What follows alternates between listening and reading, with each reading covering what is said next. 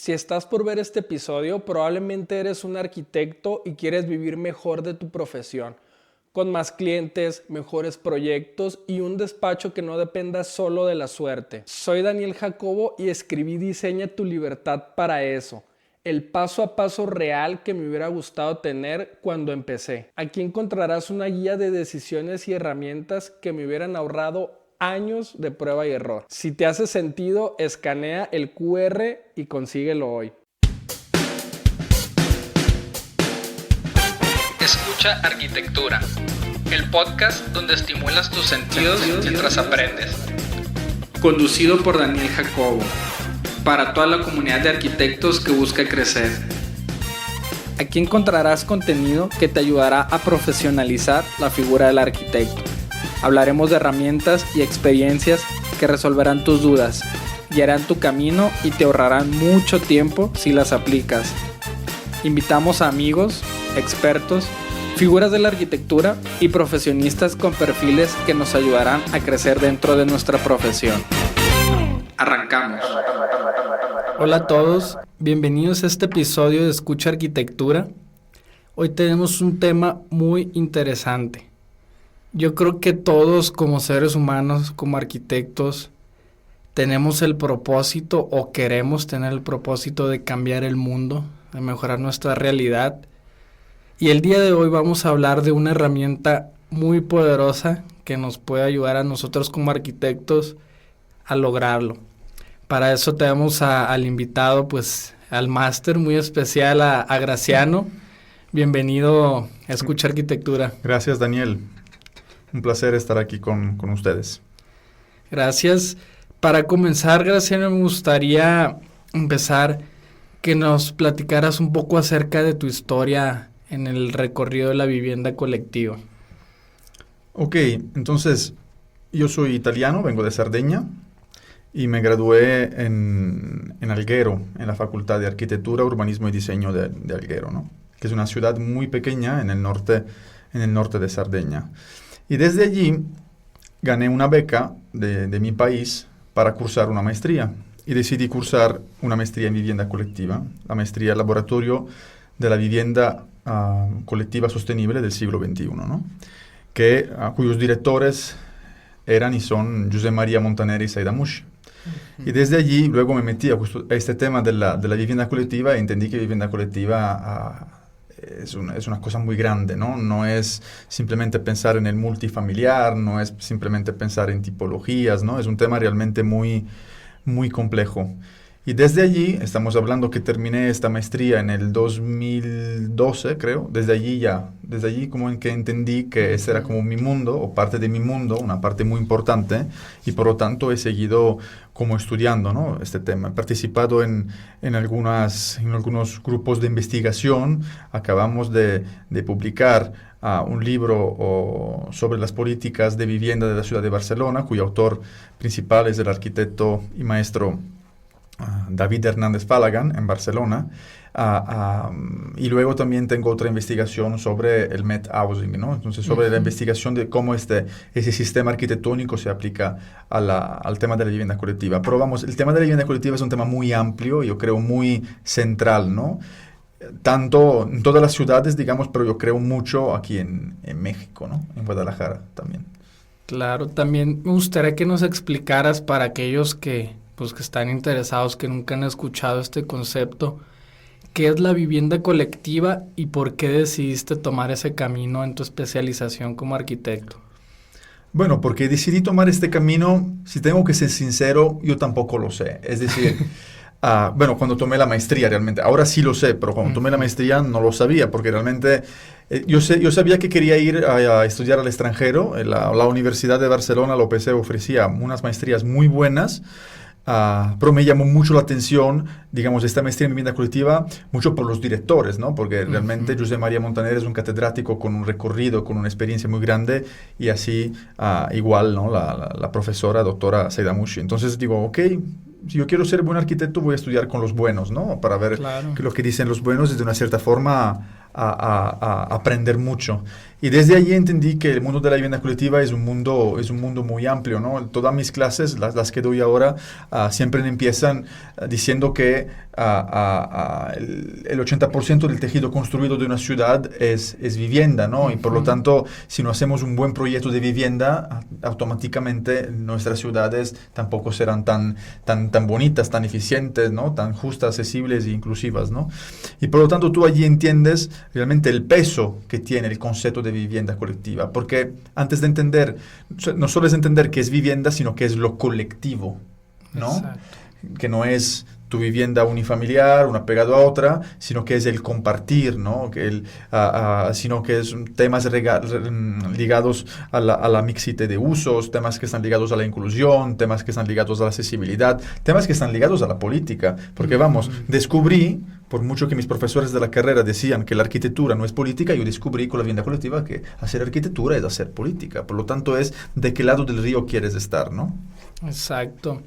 Y creo que también ampliando un poco más, creo que el entender la vivienda colectiva no se puede lograr entender una escala residencial como unidad de una vivienda, sino que se entiende una escala urbana, como comentas, el 80% de la ciudad es vivienda, y si la vivienda se está haciendo mal, claro, quiere decir que el 80% de la ciudad se está haciendo mal y ese 80% influye en el otro 20%. Sí, no, influye muchísimo. A mí una cosa que me ha impactado mucho aquí en México, y lo digo con total sinceridad, ¿no? Yo creo que México es un país muy lindo, por lo que he podido ver, digamos, en pocos viajes que hice en los diferentes estados mexicanos.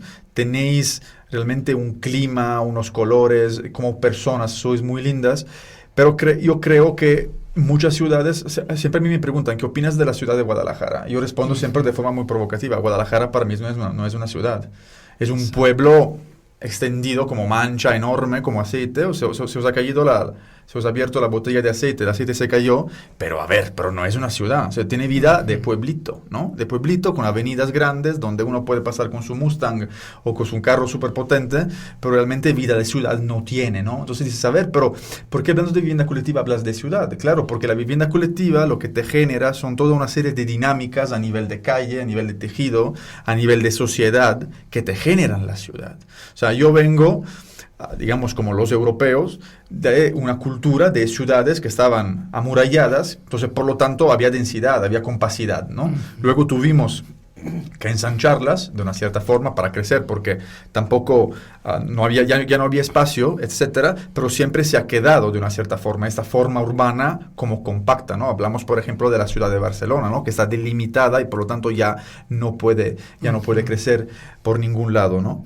Entonces, claro, cuando tú estás acostumbrado a caminar en una calle que tiene determinadas características, donde siempre hay gente, ¿no? Hay un montón de comercios diferentes, y hay oficinas, y hay vivienda, no sé qué, y ves personas de diferentes edades, ¿no? O hombres, mujeres, o sea, todo de diferente género, todos mezclados.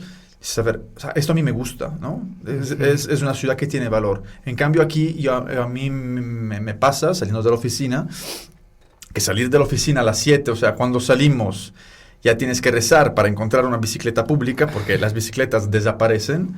Entonces tengo que hacerlo caminando, entonces camino por todo Vallarta para no caminar por La Paz, porque está toda oscura, y dices, a ver, aquí no hay nadie, o sea, aquí realmente te puede pasar todo y nadie se entera. Y eso tiene que ver con la vivienda colectiva también, porque si lo pensamos bien, estas grandes avenidas o muchas avenidas que tenéis, las construcciones que están por ahí, la mayoría no tienen ningún tipo de relación con la calle. Empezamos por el Centro Magno, pasamos por diferentes casonas que tienen unas bardas enormes, ¿no? Que parece que adentro pase algo increíble, que te da mucha curiosidad saber lo que pasa ahí. La única cosa que tiene relación con la calle, una de las pocas, es el Oxxo, donde el Oxxo se transforma en un elemento de activación de unas esquinas que tiene que tener previamente un aparcamiento delante, porque el dios carro tiene que aparcar delante, porque si no, nadie va a parar, pero que realmente tampoco aporta mucho, ¿no? A la ciudad, ¿no? Entonces dices, a mí realmente se me hace difícil la vida aquí. O sea, para mí está siendo como muy difícil. Estoy aquí desde hace casi 2 años, pero ir a hacer la compra al súper, cosa estúpida, ¿no? Antes podías caminando, ¿no? De tu oficina a tu casa, caminabas y te habían 10 súper, ¿no? En 5 cuadras. Aquí el súper más cercano está a 2 kilómetros. Entonces, O sea, la cosa que me hace reflexionar es que todo lo que la ciudad no hace, lo hacen los privados. Uber Eats, ¿no? O la compra que tú llamas del Soriana, le pides plátanos y te traen mango. No, es que eran plátanos. Sí, ya, pero ya te los traí, ¿no? Eso es importante. Eso tiene que ver con la vivienda colectiva y con la política de planeación de la ciudad. Creo que este tema es bastante interesante. Yo desde que tomé una clase, justamente se llama Vivienda Colectiva, en mi último semestre de la carrera, yo dije, este es mi camino, este es por el que yo, si me voy a especializar, tiene que ser aquí. Después hice un curso de vivienda con Graciano, de ahí la relación, y se me hizo muy interesante cómo hablar de vivienda colectiva o de housing es muy diferente en función al contexto. Hablar de vivienda colectiva en Latinoamérica no es lo mismo que hablarlo en Europa, que hablarlo en Hong Kong, que hablarlo en Estados Unidos, incluso en épocas, hablarlo en el modernismo, ahorita en lo contemporáneo, en la era de las ciudades amuralladas. Es un tema muy versátil y yo creo que el curso que da Graciano a mí se me hizo bastante edificante, por así decirlo, porque él viene de una realidad totalmente distinta a la nuestra. Entonces puede ver todo aquello que sí hay en Europa o aquello que no hay y contrastarlo con el contexto de México. Entonces yo creo que en ese aspecto es muy fácil como darte cuenta de muchas cosas que son diferentes. Lo que me lleva a preguntarte una pregunta bastante densa, que hay cursos, diplomados, maestrías de esta pregunta. ¿Cuáles consideras que son los principales problemas de la vivienda latinoamericana? Bueno, esta pregunta es muy difícil de responder, ¿no? Sí. Realmente. Como decías tú, es una cuestión del contexto, ¿no? El tema de la emergencia habitacional, el tema de la vivienda siempre ha sido... O sea, el tema de la emergencia habitacional siempre ha sido una emergencia, no es que se ha transformado en una emergencia a partir de esta última crisis, ¿no?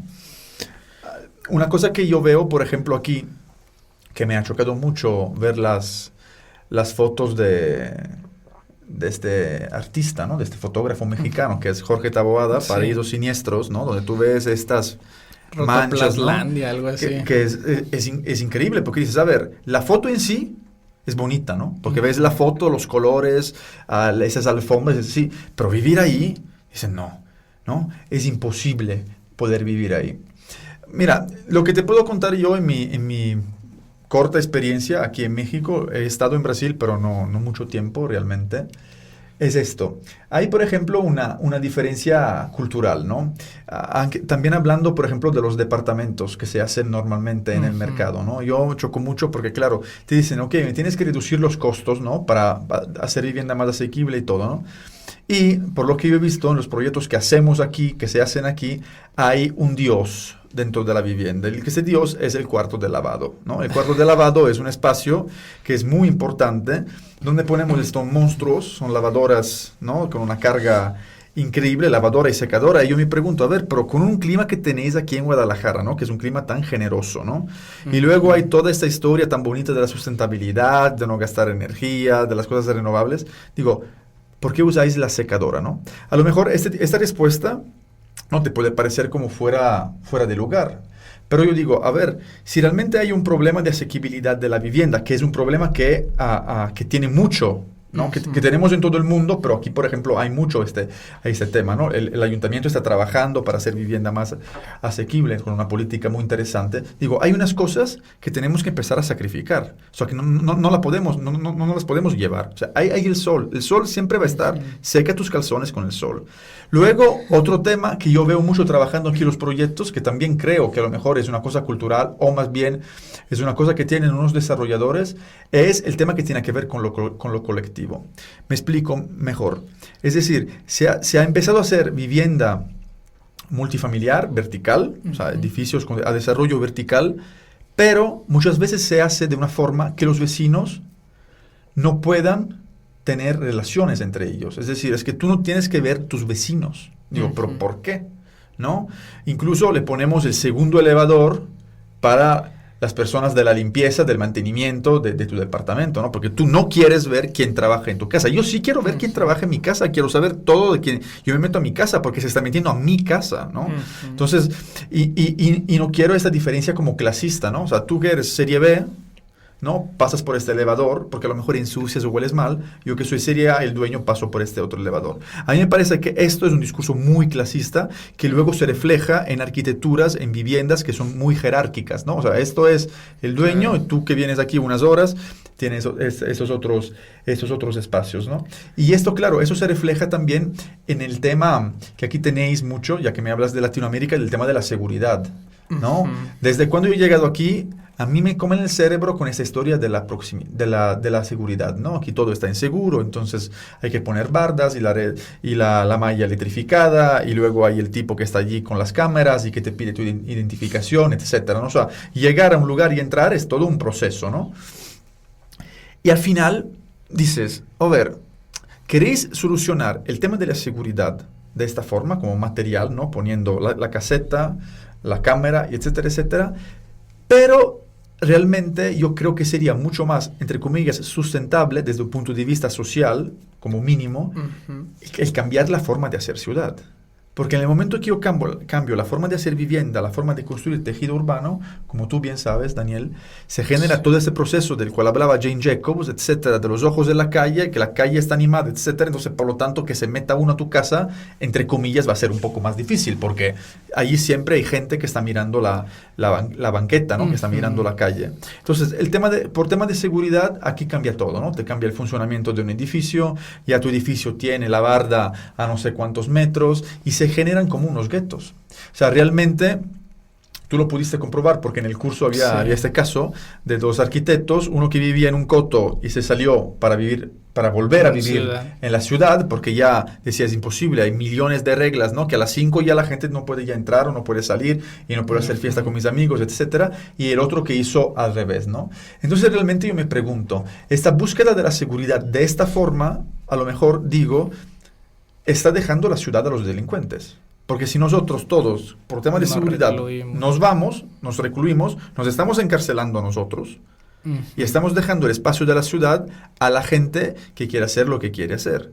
En cambio, nosotros tenemos que reclamar el derecho a la ciudad. Nosotros queremos estar en la ciudad y queremos ciudad hechas de una cierta forma. Quiero que mis niños puedan jugar debajo de mi casa. Quiero que, etcétera, ¿no? Muchos factores. Y esto creo que se puede dar mucho con la vivienda colectiva porque es hablar de ciudad más compacta, es hablar de tejidos complejos, es hablar de muchas cosas y menos con estos dispositivos, la cámara. Es que la cámara ya no da miedo a nadie. O sea, la cámara, dices, me graban y salgo así en YouTube, saludas, ¿no? Saludo, que me vean en YouTube y bye, ¿no? O sea, realmente no es ningún tipo de cosa. Por ejemplo, un ejemplo muy cercano a mí, no sé si esto te lo conté, y es una cosa que a mí me afecta muchísimo. O sea, a mí psicológicamente esta cosa me afecta mucho, ¿no? En mi edificio donde yo vivo, que es un condominio vertical, yo no tengo la puerta del portón de abajo, de la calle. O sea, siempre hay un recepcionista, se alternan como 3, 4 personas a lo largo del día, que tiene que estar allí, que te ve en las cámaras o te ve así en la cara, ¿no? Y te abre el portón. Ajá. Dices, a ver, pero a veces esta bendita persona, o porque tiene que ir al baño, o porque tiene que responder al teléfono, o porque tiene que ir a cerrar la terraza, o hacer cualquier cosa, allí no está.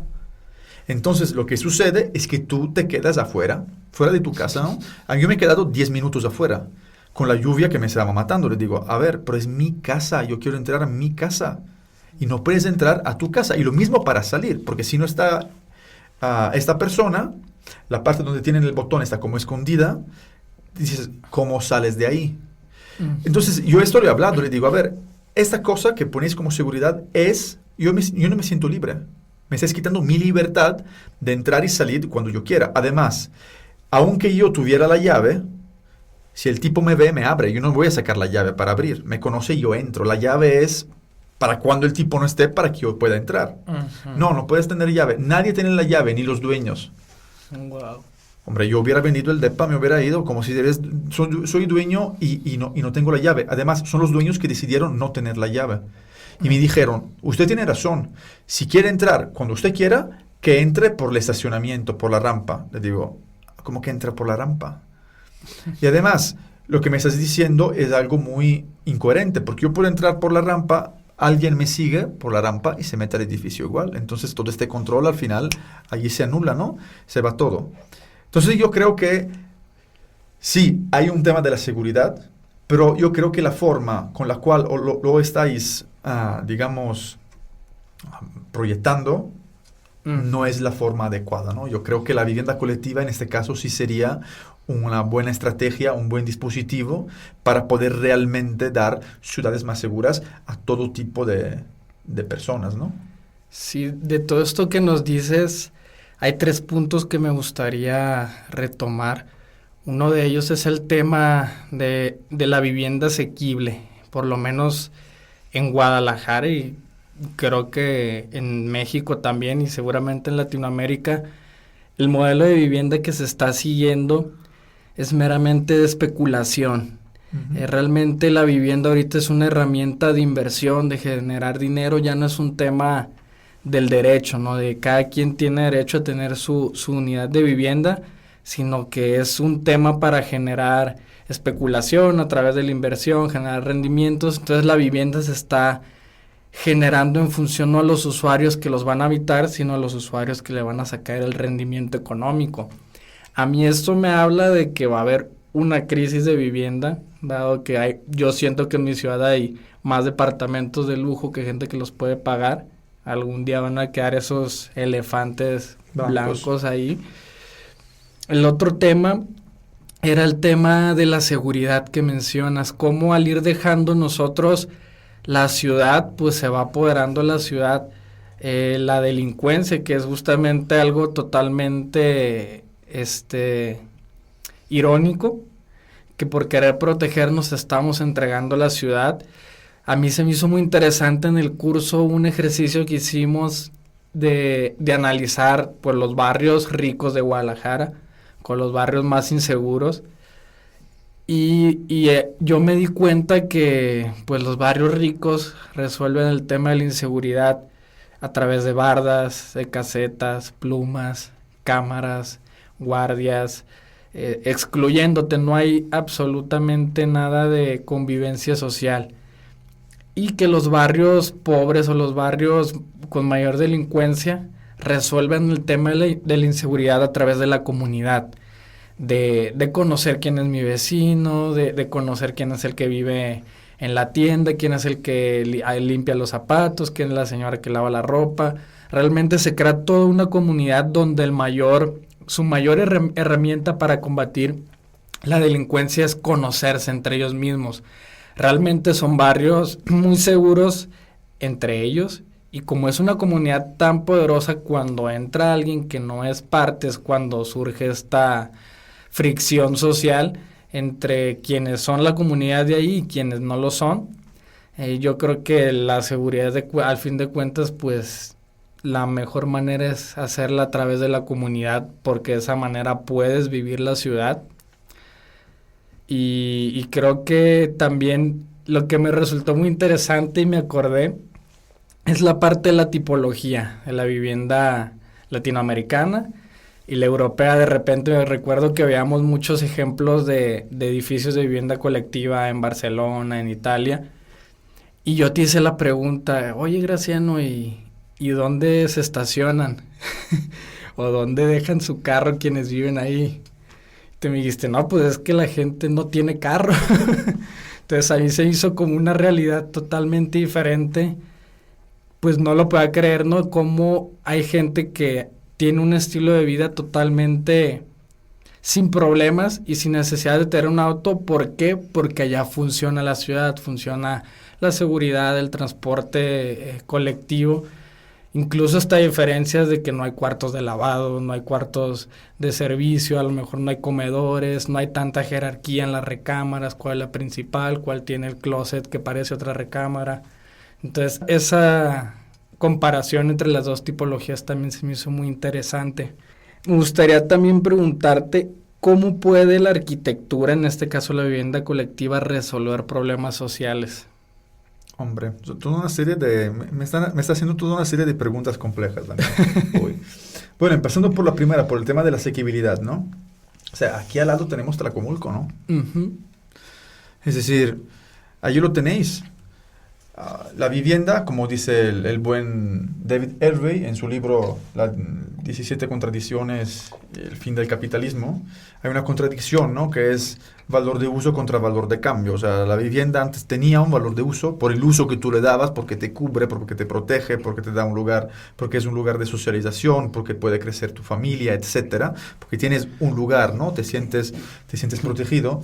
En el momento que la vivienda se transforma o de la vivienda vemos simplemente el valor de cambio, entonces allí es un tema, porque muchos desarrolladores de los grandes, los que tienen muchísimo dinero, a ellos no le importa, ¿no? Vender su vivienda. La vivienda ya se transforma en un producto financiero. Ligándonos a lo que estábamos diciendo antes, que el 80% de las ciudades se construye, ¿no? A partir de este ingrediente principal, que sería el arroz de la paella, ¿no? Que es la vivienda. La urbanista brasileña Raquel Rolnick nos habla de este fenómeno que es la financiarización de la ciudad. Es decir, si la vivienda se transforma en un producto financiero, como puede ser otra cosa, al final, si la ciudad está hecha de vivienda, la ciudad se está transformando en un producto financiero. Una ciudad simplemente para un determinado target de personas, los turistas, ¿no? Cuando se habla mucho ahora de la palabra gentrificación aquí también en Guadalajara, en muchos barrios, yo creo que no se debería hablar de gentrificación en muchos barrios porque tampoco hay mucho que gentrificar, ¿no? Pero lo que digo es, claro, estamos transformando la ciudad en un producto financiero. ¿Y por qué lo hacemos? Porque claro, porque vivimos en una época del capitalismo liberal, ¿no? Donde el mercado te lo resuelve absolutamente todo, o esto se creían, y a cambio ya se ha visto que quien tiene dinero sigue teniendo más, quien no tiene dinero sigue no teniéndolo o va a tener menos. Todas las familias que han deportado, por así decirlo, allí, o que le daban la posibilidad de ir a vivir a Tlajomulco, hay muchos estudios que dicen que muchas familias que ya eran pobres se han vuelto todavía más pobres, porque claro, antes a lo mejor tenían poco dinero, pero estaban cerca de un centro, por lo tanto, también los desplazamientos eran mucho más fáciles, ¿no? Ahora vives a tomar por saco, muy lejos, pues no, si te tienes que mover, te vas a pasar tu día en un carro. A mí un dato que me ha dejado así como muy sorprendido es un mexicano se pasa en media, a lo largo de su vida, 5 años en un carro. Dices, a ver, es por esto que tenéis carros muy cómodos, ¿no? Y muy grandes, porque si te pasas 5 años dentro de un carro, sí, no puedes estar dentro de un Mini o dentro de un 500, ¿no? Necesitas el Suburban, ¿no? Otros carros grandes, ¿no? Entonces, ahí el tema simplemente es eso de la especulación. Porque claro, si yo como desarrollador, allí en el campo, el terreno lo pago muy poco, ¿no? Y me aseguran que luego la gente con unos créditos me va a comprar la vivienda, claro, vamos a hacer 6 millones de vivienda o lo que hemos hecho, ¿no? Pero realmente no estamos haciendo ciudad. Una cosa muy importante es entender que la vivienda colectiva tiene este poder de transformarse en un proyecto urbano, ¿no? Un proyecto de una visión de ciudad. Si no tenemos esta visión de ciudad y simplemente pensamos que poner familias una encima de otra es hacer vivienda colectiva, no hemos entendido nada. O sea, la vivienda colectiva no es poner una vivienda, una casa unifamiliar encima de otra casa familiar, sino más bien es entender lo colectivo, qué es lo colectivo, ¿no? Qué es lo compartido, ¿no? Y qué tipo de ciudad queremos.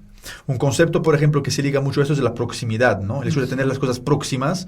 Entonces, esto quiere decir que tú en poco tiempo, relativamente poco tiempo, tienes el supermercado, el médico, la iglesia, el panteón, otros servicios de la ciudad que pueden ser parte de tu vida diaria, de lo cotidiano, ¿no?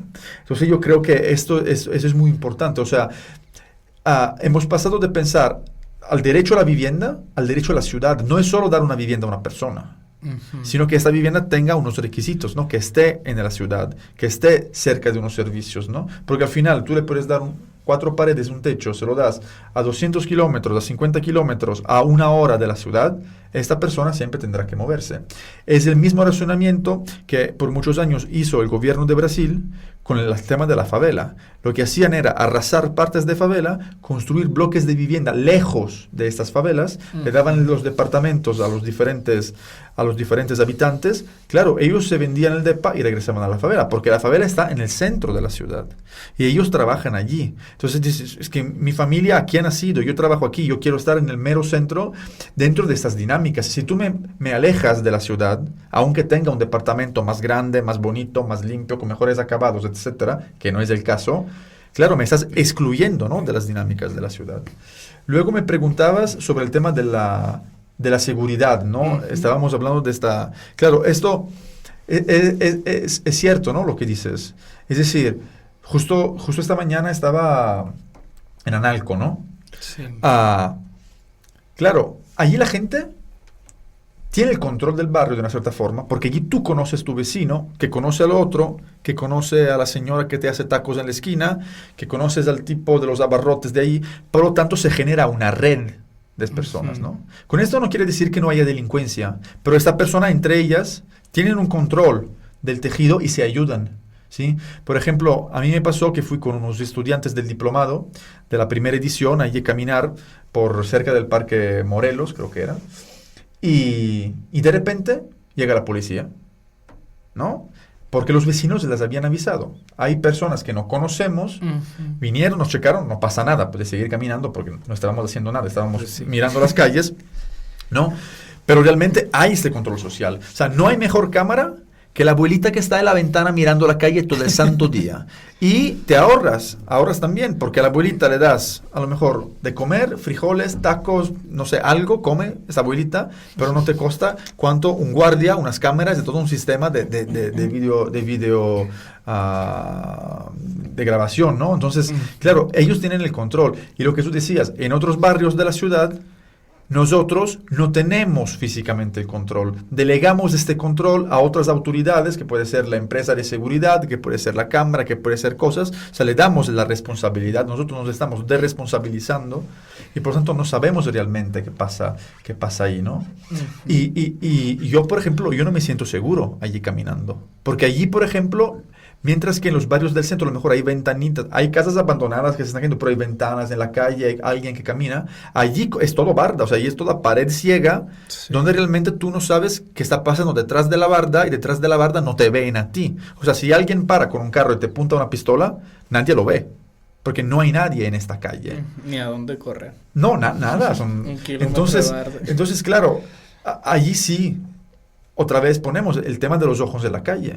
Nosotros hemos dejado nuestras calles. Parece casi que estamos viviendo en el campo, alejados de todo el mundo. No, estamos en la ciudad. Entonces, estar en la ciudad es hacer comunidad, ¿no? Pensar en lo colectivo. Y luego me preguntaba sobre el tema de la tipología, ¿no? Claro, se te hizo como muy raro el tema del carro. Sí. Es que en una ciudad como Barcelona, yo me sorprendí también, la primera vez que fui allí. Muchísima gente no tiene carro y mucha gente no sabe ni conducir. Tú dices, no puede ser. ¿Cómo es que un hombre de 40 años no sepa conducir un carro, no? O sea, no lo puedes entender. Claro, es que el transporte te funciona tan bien y es tan rápido, tan preciso y está siempre. Dice, ¿por qué tengo que comprarme un carro? Que es el gasto del carro, el gasto del seguro, el gasto de la gasolina, el gasto de la cochera, el gasto. Este dinero yo me lo gasto en un restaurante o de vacaciones con mis hijos, etc. A otras personas que conozco sí tenían carro, pero lo usaban el fin de semana. O sea, el carro estaba toda la semana guardado. No se usa el carro.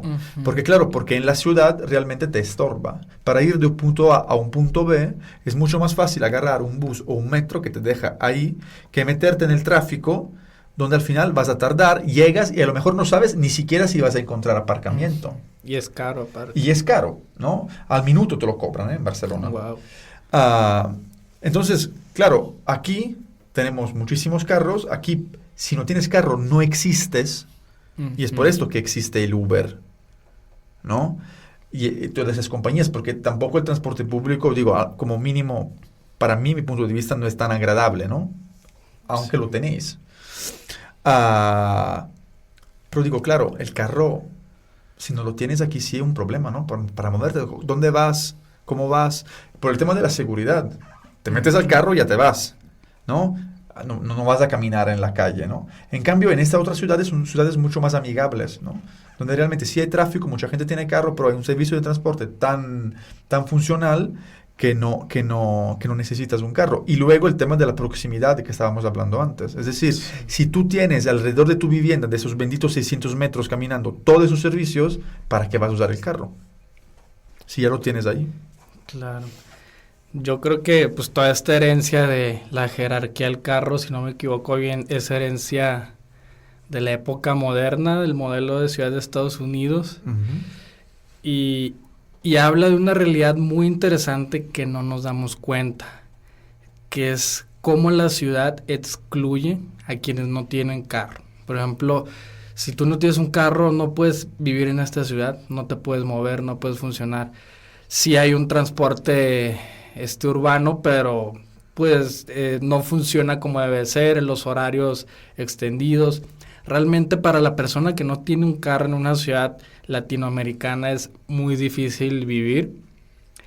Como comentas, yo en lo personal creo que es el principal elemento para generar una calidad de vida, que son los radios de proximidad. En lo personal a mí no me gusta nada manejar, el meterme al tráfico es lo peor que me puede pasar, pierdo tiempo, estoy de mal humor. Y ahorita que estoy en esta etapa de desarrollando mi despacho, yo ya no tengo que agarrar mi carro. Realmente lo agarro, como dices, pues para ir al súper, porque me queda 2 kilómetros, y 2 kilómetros a pie, pues con las bolsas del súper es pesado. Pero yo pasé de usar mi carro a diario a usarlo 1 o 2 veces a la semana. ¿Y vives mejor? Sí, muchísimo mejor, y gasto un tercio menos, no, la mitad menos de gasolina. Realmente si tuviera ahorita una bicicleta, el carro prácticamente no lo usara. Y yo creo que eso es muy valioso a la hora de hacer ciudad, que no es aquí va la vivienda y acá va el comercio en otra área y acá va el trabajo en otra, sino hacer una mezcla de estos usos y que todo esté en esos radios, porque justamente Guadalajara es una ciudad dona, le llaman al fenómeno. La gente vive en la periferia, pero trabaja en el centro. Entonces, toda esta gente que trabaja en el centro es la que ocasiona el tráfico. Realmente, si trabajaran en su zona donde habitaran, pues no ocurriría esta dinámica de efecto dona, de generar traslados largos, recorridos que generan tráfico y también contaminación. Entonces, yo creo que el concepto de radios de proximidad es muy poderoso.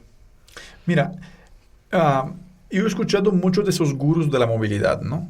Que se inventan sistemas de movilidad más rápidos, más sostenibles, más todo lo que tú quieras, ¿no? Y una vez a uno le dije, va a ver, o sea, sí, todo lo que tú quieras, ¿no? Hemos dicho más carril de la bicicleta, el coche eléctrico, el bus a llamada.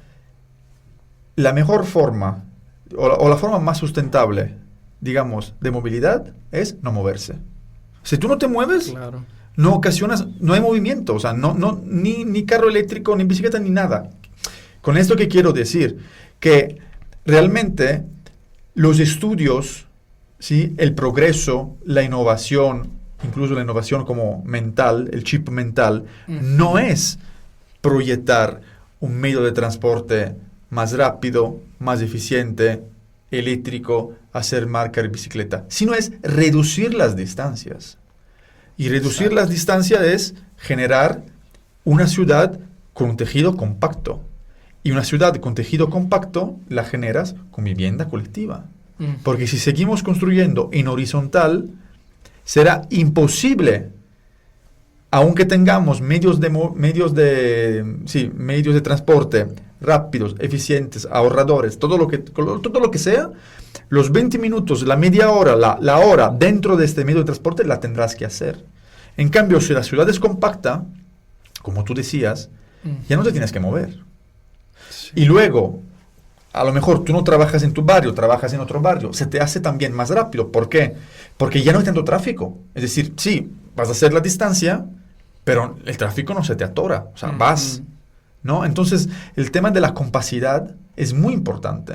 Por mucho que se estudien todos esos medios, la cosa es no moverse. O sea, si tú no te mueves, y si el otro no se mueve, no se ocasiona tráfico, el tráfico no se va a embotellar, es menos contaminación, es menos producción de medios de transporte, y se resuelve, y punto. O sea, tenemos que intentar que nuestras ciudades no crezcan así tanto como lo han hecho.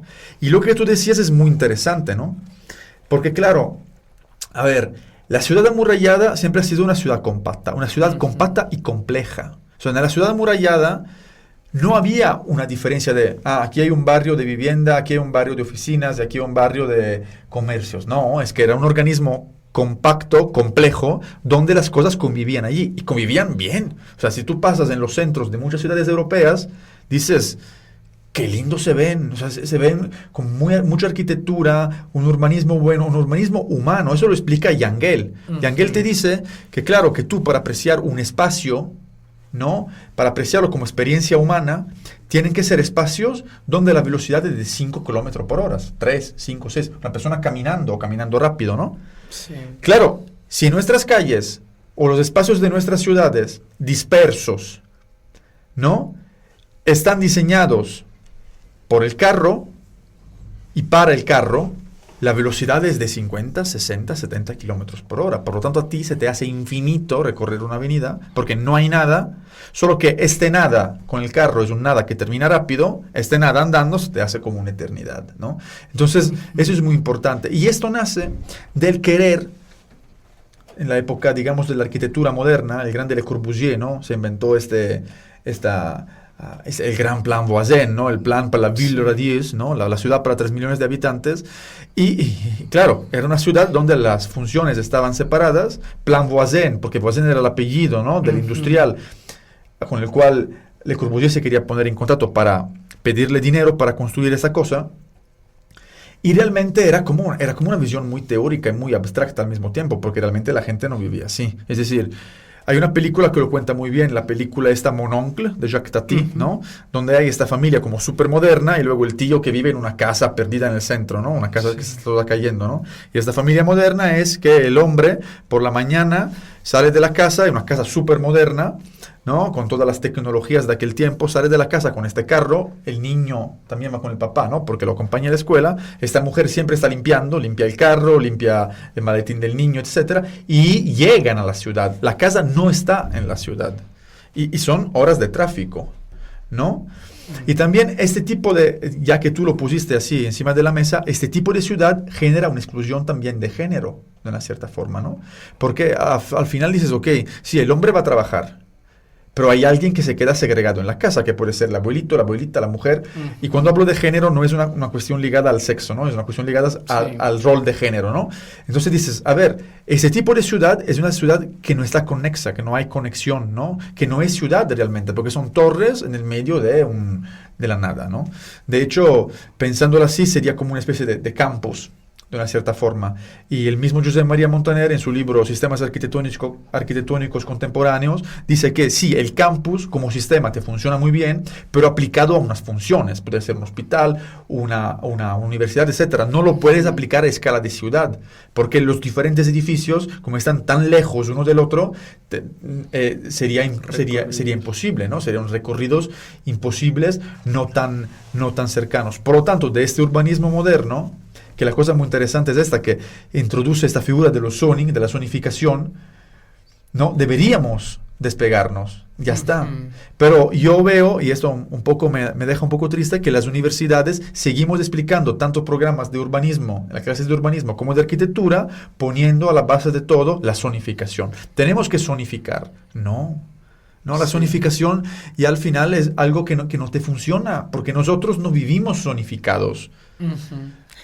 ¿No? Qué buena analogía. O sea, tú en tu casa no tienes un lugar solo ese lugar donde puedes apoyar un vaso de vidrio. Claro, lo vas a guardar dentro encima de una repisa, pero tú en casa te mueves con el vaso de vidrio, ¿no? Y lo pones allí, lo pones allá, se mueve, ¿no? Nosotros somos orgánicos, somos seres que siempre estamos cambiando. Por lo tanto, la ciudad, que debería ser esta manifestación, ¿no? Esta imagen construida de la sociedad, también tiene que admitir estos cambios. Además, estas ciudades tan segregadas, tanto de zona de oficinas, zona de zona del otro, son ciudades que no viven las 24 horas. Es decir, la colonia de oficinas, a una cierta hora los oficinistas se van, no hay nadie en la calle. Y regresamos al tema de la seguridad. Está el ladrón ahí esperando, dice, ok, el último se ha ido, podemos entrar, ¿no? Sí. Pero le pedimos al país que nos ponga más policía. Pero no es que no podemos tener policías en todas las calles, que no es una cosa racional, ¿no? En cambio, el uso mixto, como aquí se le llama, que a mí me parece, ¿no? Como que se introduce el uso mixto, ¿no? El híbrido, ¿no? Que siempre ha sido así históricamente, uso mixto, ¿no? es una de las posibles soluciones. Vivienda más algo. Pero la vivienda tiene que estar siempre. Porque además, la vivienda te genera como este sentido de apego a tu colonia, ¿no? O sea, yo viví ahí. No solo trabajé ahí. Una cosa es la calle donde tú creciste, donde jugaste, donde tu mamá te regañaba, donde había la señora de los lonches. Una cosa es la calle donde tú vas a trabajar, que a lo mejor ni siquiera te gusta ir a trabajar, ¿no? Entonces no es el mismo sentimiento, ¿no? Por así decirlo. Por lo tanto, el vivir un espacio, el habitar un espacio con la vivienda colectiva te genera todo este tipo de dinámicas, ¿no? Sí. Me recordé ahorita hablando un poco del carro. Yo tengo una teoría un poco radical, que es que el carro influye mucho más en nuestras vidas de lo que nos damos cuenta. Y esto se los voy a decir desde la perspectiva de la arquitectura. Escala urbana, principalmente el diseño está pensado en función a los recorridos de los automóviles. Escala de una vivienda, todas las fachadas están en función a la cochera. A escala de vivienda en departamentos, que yo creo que esta es la más escabrosa, la modulación de la estructura de las columnas. Exacto. No está en función a cuáles las dimensiones óptimas para vivir en una recámara o en un departamento, sino cuál es la dimensión óptima para que me quepan más cajones de estacionamiento. Así es. Cómo desde el suelo el carro está influyendo tipológicamente en cómo son las viviendas. Exactamente. De hecho, hace poco presentamos un proyecto, bueno, ya un año, ¿no? Claro, y en una normativa de movilidad, ¿no? Que es muy estricta, ¿no? Entonces la rampa tiene que tener tanta pendiente, luego otra pendiente, luego el radio para girar, y luego el cajón, 5 metros por 2,50. En Europa los cajones son más chicos, ¿eh? Sí, tenemos carros un poco más chicos, pero es que también nos sacrificamos más en la operación de aparcar, ¿no? No tenemos esos grandes aparcamientos así. Y luego pasan estas cosas, ¿no? Pasan que tú dices, a ver, tengo la oportunidad, ¿no? Porque se da desde el punto de vista económico de enterrar el estacionamiento. Lo entierro. O sea, que esté abajo. Me parece bien que esté, pero abajo. O sea, no me afecta, ¿no? Mi fachada no me afecta la accesibilidad. Quiero una planta baja que esté directamente a nivel de banqueta, ¿no? Porque quiero poner una cafetería, porque quiero que la gente pueda entrar y tener la total accesibilidad, ¿no? A su lobby para pillar su elevador o su escalera, ¿no? Y luego resulta que no se podía hacer, ¿no? Porque la rampa del carro no cumplía exactamente con la pendiente que ellos te decían. Entonces, una solución son estos, hay algunos, como se puede decir, esas empresas, ¿no? Que te hacen los estudios de movilidad, etcétera. Entonces, una vez me dice una arquitecta, no, arquitecto, dice, es fácil, levantamos el edificio de 1,5 metros o de 1 metro, ya lo resuelve. Le digo, a ver, pero entonces tú no entendiste nada. Es que a mí del carro me da igual. O sea, entre la persona y el carro, prefiero que se joda el carro, no la persona. Porque mi abuelita, para subir 5 escaleras para llegar al lobby de su casa, le cuesta más que al carro subir el 0,5 de 1% más. Entonces fue toda una lucha, al final sí lo conseguimos, porque conseguimos mover un poco la rampa, ¿no? Y ver un poco cómo acomodar la cuestión, pero tenemos una planta baja a nivel de calle. Y mi pregunta era, a ver, os llamáis de movilidad, ¿no? Eso es en general. Pero movilidad, ¿para quién? Exacto. Porque también la de la persona es movilidad. O sea, una persona en silla de ruedas, o sea, a mí se me hace muy incoherente o estúpido que yo te ponga el elevador en el edificio, pero que luego para llegar a la banqueta tengas que bajar 5 escalones, o aunque sean 3. Entonces dices, es que no tiene ningún sentido. No, sí, pero puede bajar por el estacionamiento. Sí, pero si esta persona no tiene carro, ¿qué? ¿La dejo entrar por el estacionamiento? O no baja el carro, ahora la persona sí. O sea, es un poco una contradicción, ¿no? O esta cosa también muy triste que muchos desarrolladores empujan para quitar el elevador. El elevador, si yo fuera político o funcionario, para mí sería la norma. Es decir, el elevador es lo básico. ¿Por qué muchos desarrolladores, muchas personas no ponen el elevador en sus proyectos? Porque no viven en edificios verticales. Porque tienen alguien que le lleva el niño con la carriola. Porque tienen alguien que le lleva la compra a su casa. No lo hacen ellos. Entonces ellos no saben realmente qué quiere decir subirte 5 plantas sin elevador. Entonces, realmente, eso sí debería ser una cosa digamos, un mínimo de requerimiento. O sea, tú tienes más de una planta, vas a poner el elevador. Luego arréglate tú como lo haces, pero lo vas a poner. ¿Por qué? Porque sí. Porque a lo mejor yo también, nosotros que somos jóvenes aquí, ¿no? Dices, ok, nosotros no tenemos problema en subir 5 plantas, ¿no? Bueno, ahora, Sí. en 5 o 10 años, o a lo mejor te caes, te rompes una pierna, cualquier cosa, o tu mujer está embarazada, ¿no? O tu abuelita quiere venir a visitarte, es que no puede, o la abuelita se compró el departamento pero ya no puede salir, porque hay esos 5 escalones allí. Entonces, realmente deberíamos empezar a pensar que el carro es algo obsoleto, ¿no? O sea, aquí es algo que se usa mucho, pero si empezamos a pensar otro tipo de ciudad donde damos más valor a otras cosas, automáticamente el carro a poco va a desaparecer, ¿no? Y ya se está haciendo, de hecho. Me gustaría preguntarte, Graciano, ¿cuál consideras que es tu misión como arquitecto? Bueno, ¿cuál es mi misión como arquitecto? No sé, ser feliz antes de todo y nada, conseguir, digamos, hacer lo que yo realmente me creo, ¿no? O sea, realmente yo creo que una cosa muy interesante que tenemos nosotros arquitectos, y hablo de nosotros porque no conozco las demás profesiones, es que por un lado somos técnicos. O sea, hablamos de muros, de cargas, de puertas, de elementos, de medidas, pero por un lado tenemos este enfoque como más humano, ¿no? Le Corbusier se definía como un hombre de letras, no se definía un técnico, ¿sí? Por lo tanto, nosotros tenemos una responsabilidad hacia la sociedad. Es decir, nosotros no somos políticos, ¿no? No podemos tomar grandes decisiones, pero con nuestra arquitectura y con nuestra postura arquitectónica hacemos política, ¿no? Y si siempre estamos con la cabeza baja, que todo lo que nos dicen, todo lo que dice la normativa, no hay que cumplirlo de una forma acrítica, ¿no? Sin tener nuestro pensamiento crítico y si realmente sin querer aportarle algo a la ciudad, no vamos a cambiar nada. Seremos unos arquitectos que van a tener un dinero, a lo mejor una oficina de éxito, porque construimos muchas cosas, pero realmente ¿qué le hemos dejado a la sociedad? O sea, yo personalmente quiero dejar una sociedad, cuando yo me vaya de este mundo, mejor de la que yo encontré, ¿no? Claro. Aplicando esas cosas que tuve la suerte de poder estudiar, ¿no? Entonces me la siento como también una responsabilidad, ¿no? Entonces creo que es esto, ¿no? Mi misión. O sea, mi misión realmente es aportar este poco conocimiento que tengo, pero realmente para que las cosas mejoren, ¿no? Me siento como, si tú me hablas de arquitectura desde el punto de vista poético, ¿no? Que si la doble altura, que si el blanco y el rosa, no sé, te digo, muy bien. O sea, a mí me interesa. No soy ese tipo de arquitecto, ¿no? O sea, yo contrataría un arquitecto de verdad, ¿no? Un arquitecto bueno, mi socio, por ejemplo. Ya le dije, tú me vas a hacer la casa. Tú eres muy bueno, o sea, eres muy buen arquitecto. La parte que me interesa a mí más, de muchos otros arquitectos creo, es esta cosa, ¿no? Es esta ideología que tengo sobre la ciudad, ¿no? Sobre la vivienda colectiva. Es realmente qué le doy a la ciudad, ¿no? Barragán está muy estudiado. Barragán es un mito, ¿no? De la arquitectura mexicana. Chapeau, o sea, realmente tiene unas casas increíbles. Barragán hizo vivienda colectiva. Pero no hay tantas personas que hablan de la vivienda colectiva de Barragán como de las viviendas unifamiliares.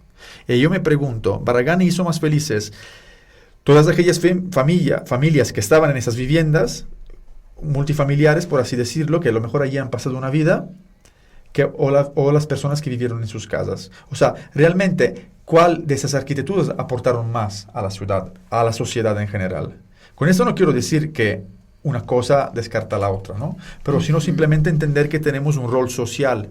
Somos modificadores. Tenemos que entender la sociedad. Que no es hacer la casa para el magnate que tiene mucho dinero y hacer la casa donde el presupuesto es infinito, sino realmente es ayudar la vida del niño, la vida de la abuela, que tenemos banquetas en esta ciudad tan bonita que no se pueden caminar. O sea, es empezar de esas pequeñas cosas volviendo a lo cotidiano, cosa que no hacía Le Corbusier, por ejemplo. Claro. Ahorita que mencionas todo esto, pues aquí en el TEC de Monterrey hablamos de la hipoteca social, ¿no? De si tuviste el privilegio y la oportunidad de adquirir todo ese conocimiento, toda esa preparación, pues se habla de que tienes la obligación de regresarlo moralmente al mundo, pues a través de tu conocimiento, de enseñar, de llevarlo a la práctica. Yo decidí invitarte para este tema porque quienes han escuchado el episodio hasta este punto, si son como yo que aquí el curso, pues han de querer salir y cambiar el mundo, ¿no? Y que todo sea mejor y la realidad. Pero de repente se preguntan, pues, ¿cómo empezar? ¿Cómo ir poniendo el granito? Y esto me lleva a una cosa que también les va a servir mucho a encontrar su valor diferenciador de despacho, que cuando Graciano lo dijo, a mí me impactó. Dije, wow, qué concepto tan poderoso. Cuéntanos, ¿cuál es el propósito de tu despacho, Graciano? Mira, Daniel, yo soy parte de Estudio Hidalgo, ¿no? Estudio Hidalgo lo fundó mi socio, amigo y hermano Álvaro Berúben. Yo me incorporé hace 1 año y medio, 2. Nosotros nos conocimos en esta maestría en vivienda colectiva y ahora hemos trabajado juntos, o sea, revisado proyectos a lo largo de los años, pero ahora de forma seria dentro de esta oficina. El propósito de Estudio Hidalgo es la vivienda colectiva. Y la vivienda colectiva, sobre todo, en el centro de la ciudad de Guadalajara. Es decir, nos pueden contratar para hacer oficinas, las hacemos. Nos pueden contratar para hacer otras cosas, a lo mejor las hacemos, a lo mejor no. Porque no es lo que nos interesa. Es decir, si como arquitecto tú aceptas cualquier cosa, vas a hacer cualquier cosa. Pero la gente, uno no te va a definir por esto, porque al final empiezas construyendo oficinas, te vas a especializar en oficinas. A lo mejor construyes una, te quedan muy bien, va el amigo del dueño, ¿quién te hizo la oficina? Que la haga a mí también. Venga, otra, ¿no? Para nosotros es la vivienda colectiva, pero además, porque es nuestro ideal. O sea, ya no lo vemos como trabajo, la vemos como una misión, como dices tú. O sea, para nosotros es lo que nos hace levantar cada día y lo que nos hace ir a la oficina. O sea, entender el barrio, entender con qué tipo de tipología se podría intervenir, entender el contexto social, entender toda esa serie de cuestiones de la vivienda colectiva. Esto es lo que nos mueve. No lo hacemos simplemente para tener el sueldo cada mes. O sea, estamos motivados por el objetivo que queremos alcanzar. Ahora estamos trabajando en el centro de la ciudad, ¿no? Muchos desarrolladores no trabajan en el centro porque el centro es un riesgo. Dicen, los precios de la venta a lo mejor no son los mismos, los terrenos van a tener problemas, un montón de historias, ¿no? Hay que regresar allí, ¿no? Y esa es la misión. Es vivienda colectiva en el centro de Guadalajara, o en Guadalajara en general, pero enfocada sobre todo al centro. Eso es lo que nos mueve. Entonces, si hay gente interesada a esto, nosotros estamos abiertos a platicarlo, a verlo, a hacer experimentos, todo lo que sea, ¿no? O sea, es realmente algo que nos mueve. Es nuestro amor, por así decirlo, ¿no? Hay muchas cosas bonitas, pero esto es lo que nosotros amamos hacer. Claro, yo creo que aquí quien lo escuche, pues, tiene como tarea encontrar cuál es su misión, cuál es su visión. Sí, claro. Cuando Graciano nos dijo, el propósito de nuestro despacho es repoblar el centro de Guadalajara. Así es. Que, wow. A lo mejor algún día van a decir, pues ya lo repoblamos y a lo mejor, como comentas, a lo mejor si ahorita te ofrecen una oficina, pues va, la hacemos. Pero a lo mejor va a llegar un día en el que no hagas otra cosa más que vivienda colectiva en el Y lo que centro de tenemos muy Guadalajara. claro es que si entran otros proyectos que a lo mejor nos interesan, pero todo lo que ganamos en este proyecto lo invertimos en la vivienda colectiva para el centro. O sea, esta es la misión. O sea, todo lo que nos mueve es esto. Llegan otras cosas. Muy bien, si nos interesan, porque son interesantes, las hacemos. Pero las hacemos porque queremos financiar la oficina, porque queremos realmente a darle poder a esta visión que tenemos. A lo mejor no lo vamos a repoblar nosotros. A lo mejor nosotros somos como los pioneros, de una cierta forma, que vamos a enseñando a los demás que sí se puede hacer. Exacto. O sea, hay una cosa muy interesante que me decía siempre una amiga que es música, ¿no? Me decía, la palabra crea. Si tú dices una cosa, al final esta idea tú mismo la vas alimentando, ¿no? Y la gente la escucha y la repite y la gente la va a alimentar. Si tú una cosa la puedes pensar, quiere decir que esta cosa se puede hacer. O sea, si realmente tú piensas que algún día podrá haber vivienda colectiva en el centro, seguro que habrá. A lo mejor no en 5 años, no en 10. Es un proceso lento. Las ciudades se han construido en los siglos. Pero sí habrá. Sí lo vamos a lograr. Nosotros y todos los que se quieran sumar. Pero haciendo las cosas no desde un punto de vista de la especulación, sino más bien desde un punto de vista de lo social, ¿no? De devolver la ciudad a los habitantes, a la gente, a los tapatíos y a quien quiera vivir, digamos, en Guadalajara, ¿no? Tenéis un centro que realmente es muy bonito, ¿no? Con sus iglesias y con sus espacios, ¿no? Entonces, claro, hay que volver ahí, hay que volver al centro. Los centros de las ciudades casi siempre son las partes más bonitas, ¿no? Sí. Te vas a Barcelona y dices, ¿dónde vas a pasear a Barcelona? Bueno, vas al centro, no te vas a la periferia, vas a caminar al centro. Vas a París, vas a Madrid, vas a Roma, vas a Florencia, vas a donde sea, caminas en el centro de la ciudad. El problema es que la introducción del carro ha vuelto el centro como un cronicario de la memoria, porque son espacios más angostos, más chicos, ¿no? Donde no hay espacio para aparcar, para circular, por tanto, no voy. Claro. ¿No? O sea, seguro, digo, no tengo experiencia de esto, ¿no? Pero tú a lo mejor has escuchado de esto, ¿no? Si alguien hoy en día se quisiera casar en la catedral, o sea, llegar a la catedral para todos los invitados, o sea, yo creo que es algo que dices, a ver, dímelo un mes antes, 2 meses, porque tengo que planear mi llegada, ¿no? Porque realmente es un problema. ¿Dónde voy a dejar el carro? ¿Cómo voy? ¿Voy en Uber? ¿Cómo voy, no? Es por eso que se ha abandonado también el centro de una cierta forma, ¿no? Esta es una de las motivaciones. Yo creo que tenemos que volver a vivir ahí, a vivirlo cada día, o sea, a vivirlo, darle calidad con nuestra vida, ¿no? Regando cada día las macetas, queriendo y pidiendo a la autoridad un espacio público de calidad, etc. Pero vuelvo a lo mismo, que podemos tener muchas estrategias para mejorar la ciudad desde el punto de vista de la movilidad, desde el punto de vista del espacio público, desde muchísimos puntos de vista. Si no nos entra en la cabeza que el ingrediente principal es la vivienda colectiva, todo lo demás que hagamos no va a servir absolutamente de nada, porque va a caducar. ¿Sí? O sea, eso es muy importante. Tú puedes plantear un sistema de transporte público súper eficiente, rápido, sustentable, con lo que sea. Si tienes una ciudad horizontal, no va a funcionar. Nunca va a funcionar bien. Entonces realmente es entender que la vivienda colectiva tiene todas esas facetas, ¿no? Que están ligadas a todo eso. O sea, para mí vivienda colectiva es hablarte de urbanismo, es hablarte de movilidad, es hablarte de ecología, es hablarte de sustentabilidad, es hablarte de mi vida, es hablarte de un montón de historias, ¿no? Esa es vivienda colectiva, ¿no? No es el departamento. El departamento es para quien tiene una inteligencia ligada a la tipología, que hay muchos arquitectos que son muy buenos diseñando tipologías. Entonces, ok, está súper bonita. ¿Y qué me resuelves, no? Si no hay una visión, digamos, que mucho más general, ¿no? Que está mucho más abierta a la ciudad. Esto es. Claro. Para finalizar, me gustaría hacerte unas preguntas rápidas, Graciano, que es para entender también un poco más acerca de tu personalidad. La primera de ellas es, ¿qué tipo de música usas para trabajar? A ver, yo soy más músico que arquitecto. Okay, yo estudié música un montón de años, yo estudiaba piano y iba muy bien, me gustaba, hice también espectáculos en teatro, armé muchísimas cosas y luego me dijeron, a ver, tienes que decidir arquitectura o música. Y decidí arquitectura, de una cierta forma me arrepentí, pero digo, está bien, sigo con la arquitectura, ahora ahí voy. Para mí, digamos, si hablamos de música clásica, ¿no? Te puedo hablar de Mozart, de Beethoven, Chopin, Liszt, Puccini, etc. Si hablamos ya más de música contemporánea, para mí los dioses de la música son los Pink Floyd. Entonces, tú te pones Pink Floyd y estás en otro mundo. Además, porque vuelvo a lo mismo, para mí los Pink Floyd no son canciones. Sí, para mí es una crítica más allá. No, para mí es una forma de vivir, es filosofía, ¿no? Entonces, realmente allí tú entiendes mucho. Yo cuando escucho Pink Floyd no digo, que me gusta el riff, ¿no? Me gusta el intro. No, es otra forma de ver las cosas, ¿no?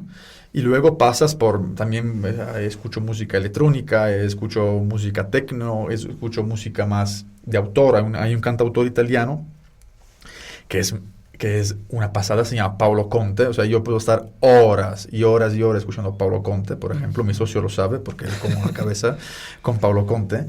Y nada, para mí la música es algo, yo no podría vivir sin música, ¿sí? Y la música, fíjate de una cosa, la música es una cosa muy efímera, ¿no? Es un acto de amor, ¿no? La música es amor.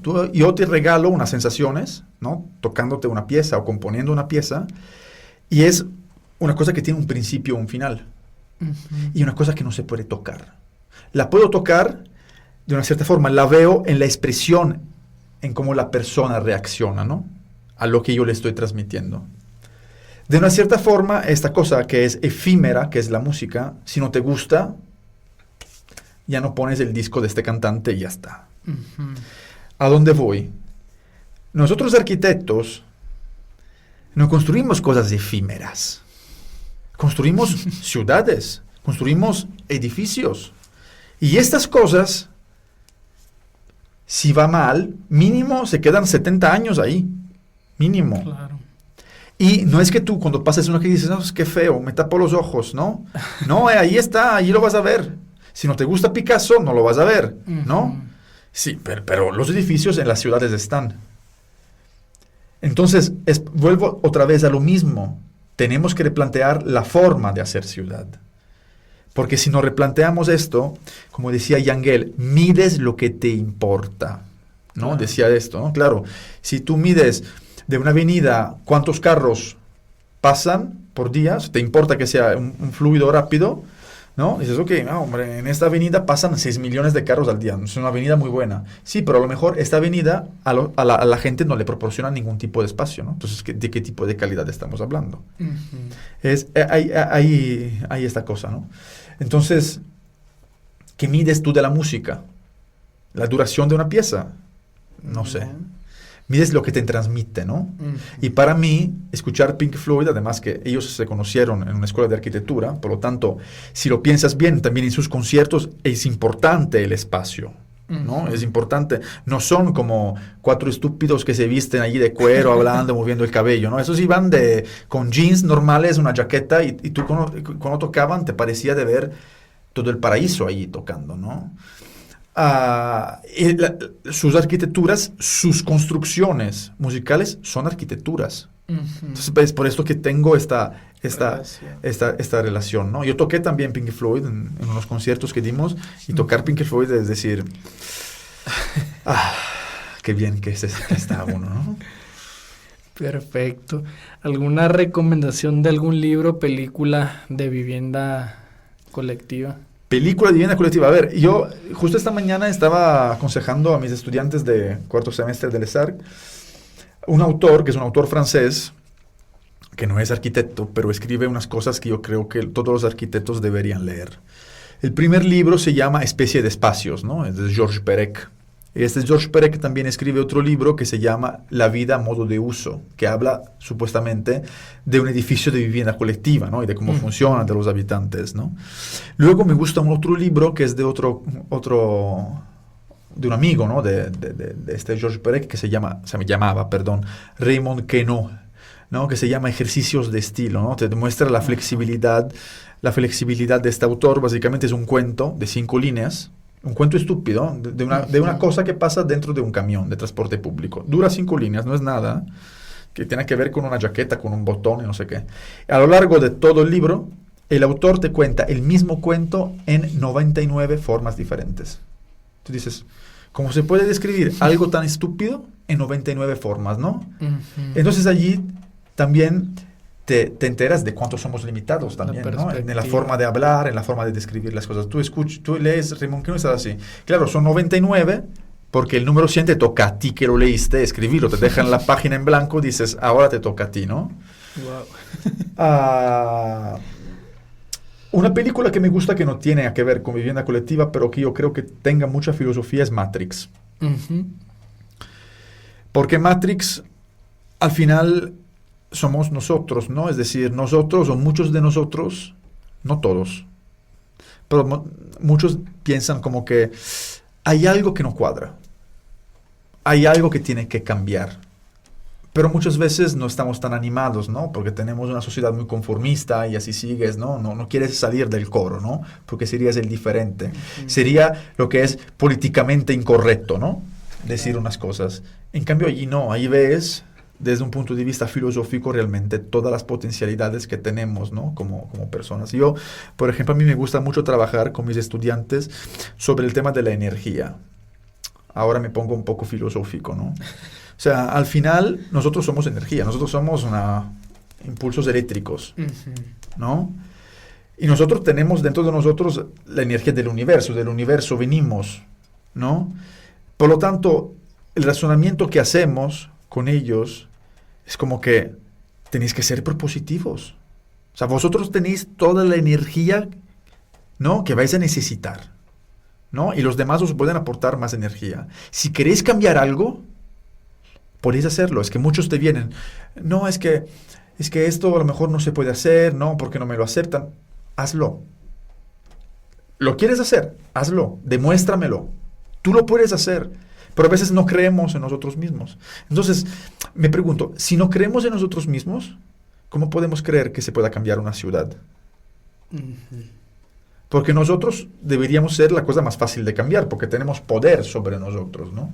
Claro. O sea, tú te despiertas contigo, ¿no? Antes que con otra persona que está a tu lado, pero te despiertas contigo, ¿no? Entonces, si tú hay algo que quieres que cambiar, lo podrías cambiar.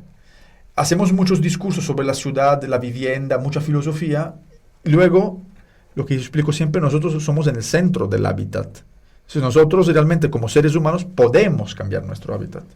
Pero nos quejamos que si el político es un ladrón, si el otro que roba, si esto que no va bien, no. No. ¿Tú te crees que se puede hacer la vivienda colectiva en el centro? Hazla. Este es lo que yo me dije. ¿Tú lo crees? Hazlo. Hazlo. A tu riesgo y peligro. Hazlo. Y lo vamos a hacer.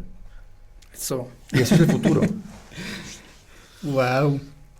¿Tienes alguna arquitecto favorito? No. Yo no soy el arquitecto que compra libros de arquitectos. O sea, sí, compro libros de arquitectos, pero las monografías me aburren. No decir, qué bonito ese Aire Mateus, o Barragán, o Le Corbusier, o invéntate algún otro nombre, a lo mejor de mujer para hacerle equilibrio, ¿no? Saadid, Charlotte Perriand y Dolores Aiden, no sé. Catherine Bauer. Perfecto, Catherine Bauer. No, a mí me interesan más temas. O sea, si tengo que investigar vivienda colectiva, entonces busco el tema y veo todos los arquitectos que hicieron esta cosa, ¿no? O que lo trabajaron. No, te repito, yo soy malo arquitecto. Yo soy malísimo. Entonces, yo no sé dibujar, pero sé pensar. Muy importante. Y esto, bueno, creo que sé pensar, a lo mejor no, a lo mejor es algo que me creo yo y nadie más se lo cree, pero eso sí yo creo que es muy importante, es decir, no es como, ¿cuál es tu cantante preferido? Yo qué sé, Pink Floyd, ¿no? ¿Cuál es tu arquitecto preferido? Yo qué sé, Richard Meier. ¿Y por qué? No, porque el blanco me emociona muchísimo y el blanco me da, no sé, me gusta mucho, yo qué sé, los arquitectos que usan el ladrillo. ¿Por qué no? Porque no, o sea, a mí me gusta, a mí lo que me gusta de la arquitectura es que cuando entiendo la idea, ver la coherencia de la idea. Esto es, o sea, lo que le digo a los estudiantes, lo importante de una arquitectura es la idea. Luego, claro, sí, cómo se construye, etcétera. Pero si no tenéis la idea buena, o sea, es más importante hacerse una pregunta adecuada o dar respuestas adecuadas. La pregunta. La pregunta, ¿no? Porque te pueden hacer un montón de preguntas estúpidas y tú vas a responder adecuadamente a la pregunta. Pero si es estúpida, todo el discurso se queda estúpido. En cambio, si tú entiendes realmente cuál es la pregunta del millón, allí sí vas a incidir. Porque es la pregunta adecuada. Claro. Entonces, ¿cuál es el arquitecto que prefieres? No sé. A lo mejor todavía no ha llegado. No ha nacido. Si no fueras arquitecto, ¿qué serías? Músico. Sí, esa ya la habíamos respondido anteriormente la respuesta, sí, yo creo. Creo, no sé. O a lo mejor, no sé, sería monje o no sé, bailarín o presentador de televisión. ¿Cómo lo ves? O concursante de Big Hermano, no sé. Algo así. A lo mejor algo que no tenga ningún tipo de responsabilidad con la sociedad, ¿no? No sé. O sea, realmente esta pregunta parece fácil, pero no lo es. No es. No lo es. Pues te agradezco mucho tu tiempo, Graciano. No, ha sido un placer. Yo creo que nos has compartido mucha información muy densa que procesar. A lo mejor algunos de quienes están escuchando, pues es nuevo para ellos el tema de la vivienda colectiva. A mí en lo personal me parece uno de los temas más interesantes que hay que hablar en la arquitectura. Creo que con todo lo que nos has compartido, pues se llevan varias tareas. Una de ellas, encontrar su misión como arquitectos, cómo llevarla a la realidad a la arquitectura a través ya sea de su despacho, de su trabajo, de su investigación, de su trabajo como docentes, y pues entender todas estas reflexiones y también entender cómo a través de la arquitectura nos pones un ejemplo de que puede ser un gran instrumento para cambiar nuestra realidad. Muchas gracias. Gracias a ti, Daniel, y que todos sigan lo que le hace feliz. Claro. No sé si gustas compartirnos tus redes sociales o algún curso que estés próximo a dar. A ver, ahora ya está activo un curso, que es el curso que tú tomaste el año pasado, que se llama La Vivienda Colectiva como Proyecto Urbano. A partir de agosto de este año va a empezar la tercera edición del Diplomado Bicoco, que es el Diplomado de Diseño de la Vivienda Colectiva Contemporánea. Yo voy a impartir las clases teóricas. El arquitecto Beruben va a impartir más sesiones como prácticas y de recorridos en la ciudad, y luego tendremos cada 15 días conferenciantes, ¿no? A nivel tantos mexicanos, estamos invitando también a arquitectos internacionales. Y en el próximo futuro, también siempre en Les Arc, se va a activar un curso de catalizadores urbanos, donde hablaremos de espacio público, de cómo activar el espacio público. Y aquí en México pasa esta cosa muy, muy bonita que yo he visto, de cómo a lo mejor unas calles tienen muy poca calidad, pero simplemente poniendo un puesto de tacos o de frutas, no sé qué, como que la calle, claro, florece, ¿no? Porque la gente sale de las casas y pasan cosas muy, muy, muy interesantes. Y nada, muchas gracias por compartir tu tiempo conmigo, para darme esta posibilidad. Yo creo que las cosas nunca pasan por casualidad, ¿no? O sea, las cosas pasan porque tienen que pasar. El consejo que puedo dar, con mucha humildad, es, antes de ser arquitectos, volver a entender que somos personas, ¿no? Porque muchas veces con el título que nos dan como eres arquitecto, quiere decir que tú lo vas a decidir todo. Eso no es verdad, y nunca quieras este tipo de responsabilidad. O sea, al final es una cosa que es muy negativa, por un lado. Somos personas. Entonces, si realmente tenemos que hacer algo que nos haga feliz. Y si para ti estás feliz haciendo vivienda colectiva, hazla. Si estás feliz haciendo oficinas, hazlos, ¿no? Lo único es entender realmente que lo que te hace feliz sí tiene unas responsabilidades con la sociedad, ¿no? Y si estas dos cosas cuajan, o sea, si van de acuerdo, no, allí ya ganaste el premio, ¿eh? Con eso no te digo que ganaste dinero, ganaste el premio. El premio a lo mejor son, no sé, tortillas de maíz con un guisado, o muchas sonrisas, o la gente que te quiere mucho en el barrio, ¿no? Pero realmente si te hace feliz, si te sientes lleno de energía, ¿no? Satisfecho, hazlo. Muchas gracias una vez más por Gracias este a ti. consejo, Graciano, muy importante. Agradezco mucho pues el tiempo que estás dando Un placer. para el podcast. A mí en mis redes sociales me pueden encontrar como Daniel Jacobo Arquitecto, y si quieren ver más contenido del podcast, los invito a seguirme como Escucha Arquitectura. Nos vemos en el siguiente episodio. Bye, gracias. Si este episodio te llamó, es porque sabes que puedes hacer más en la arquitectura, pero a veces no nos enseñan cómo convertir talento en libertad. Por eso escribí Diseña tu Libertad, una guía para pasar de estar atorado a construir tu camino propio, con estructura, mentalidad y estrategias que sí funcionan. El QR ya está aquí. Si estás listo, no postergues tu libertad.